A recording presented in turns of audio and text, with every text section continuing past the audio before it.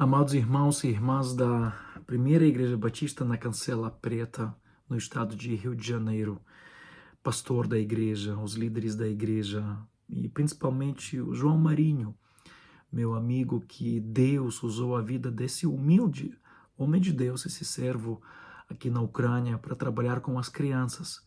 Muito obrigado a cada um de vocês por todo o esforço que os irmãos têm dado para como a nossa nação aqui na Ucrânia. Nós estamos passando por uma situação muito delicada hoje na Ucrânia. A guerra continua, infelizmente, mas Deus está ouvindo a sua oração, fazendo que isso tenha sido uma grande bênção para nós. Quando estudamos no seminário, Deus nos deu excelentes professores, nos deu uma experiência sem comparação que a gente viveu em Recife. Mas, falando honestamente, não fomos preparados para encarar uma guerra. Jamais pensávamos que a gente iria passar por uma experiência dessa. Ao nosso redor, há muito sofrimento, há muitas mortes. Esse domingo passado, nós sepultamos o Bogdan, de 30 anos, membro da nossa igreja, soldado militar. Eu fiz o seu casamento em 2018. Ele casou-se com uma filha do pastor, colega meu, amigo meu.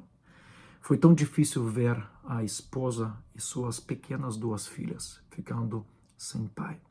As duas imagens estão agora no meu coração, refletindo esse conflito que nós vivemos hoje em dia na Ucrânia. A primeira coisa, as igrejas lotadas, as pessoas dormindo no chão da igreja.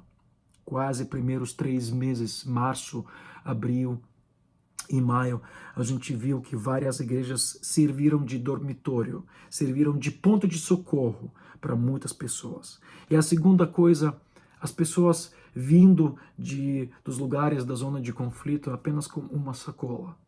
A vida da pessoa, tudo aquilo que ela ganhou, tudo aquilo que ela construiu, se resumiu à vida e ao lado com uma sacola com algumas coisas básicas.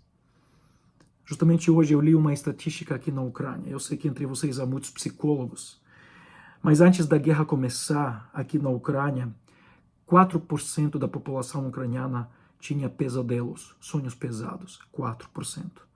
Hoje em dia, com a guerra acontecer, 30% tem pesadelos. Antes da guerra, 10% das pessoas da população da ucraniana viviam em ansiedade constante. Hoje em dia, 40%. Imagine o tamanho do trabalho que a gente agora tem como o estado emocional e espiritual das pessoas. Muita dor está acontecendo agora. Mas Deus está agindo no meio ao conflito. Na última carta de intercessão, eu usei o texto da parábola, a parábola do bom samaritano. Lembra que havia 5 personagens. Está escrito em Lucas capítulo 10, a partir do versículo 25. Havia 5 personagens. O próprio judeu que foi caminhar, os ladrões ou assaltantes, e depois 3 pessoas que pararam de olhar o que estava acontecendo com ele: sacerdote, levita e o bom samaritano.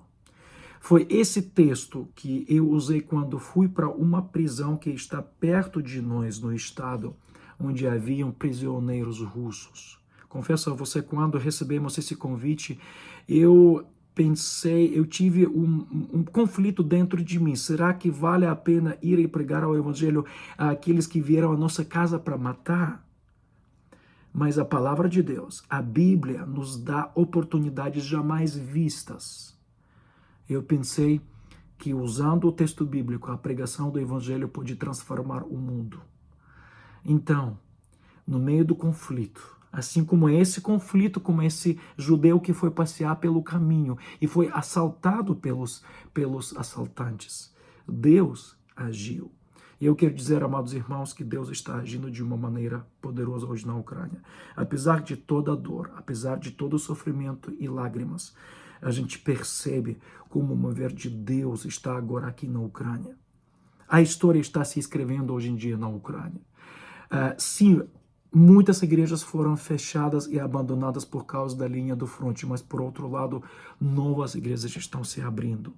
Somente na Europa, somente nesses 12 meses que se passaram, 134 congregações foram abertas pelos ucranianos na Europa, voltados tanto para os refugiados ucranianos, tanto para a população nacional. E ainda não se sabe aonde tudo isso vai passar. Por um lado, há um sofrimento, mas por outro lado, a gente percebe que Deus está abrindo novos horizontes. Na escuridão, a luz brilha mais forte. E Deus quer usar a sua vida, Deus quer usar a sua oração, Deus quer usar a sua oferta para transformar esse mundo pecaminoso que está agora tão abalando o nosso país e a nossa região. Eu sei que o Brasil agora também passa momentos tão difíceis, meus irmãos. Hoje de madrugada, agora quando estou escrevendo esse vídeo, hoje de madrugada a Rússia atacou de novo a Ucrânia